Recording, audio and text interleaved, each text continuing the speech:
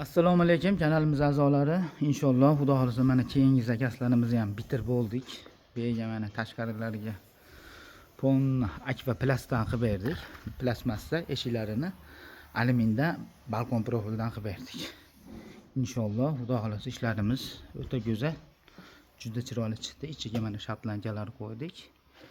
Inshaalloh ishlarimiz o'ta go'zal chiqdi. Mana eshiklarimiz ochilib yopilishlari hamma yog'i moshina. Tashqarilariga mana ponni alyumindan akvadan qilib berdik. Kimga qanaqa xizmat bo'lsa bemalol murojaat qila olasizlar. Vodiy bo'ylab olib borib o'rnatish bor, O'zbekiston bo'ylab dastlabga bor inshaalloh. O'zbekistonda hamma burchagiga yetkazib beramiz. Ishlarga keladigan bo'lsak, ichkarilariga mana MDFda o'qidan dedi, mana MDFda o'qidan qildik. Mana bu yerga bir dona aynalik qilib berdik.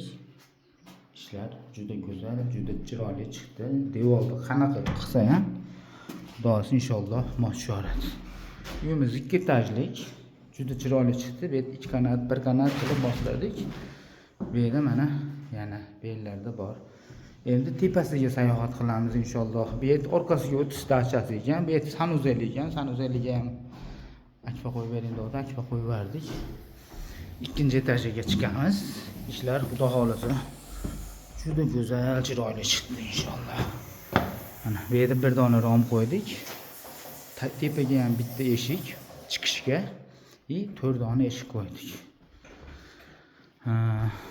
Inshaalloh ishlarimizga o'ta javob garantiya beramiz. Garaj press apparatlarda bo'ladi.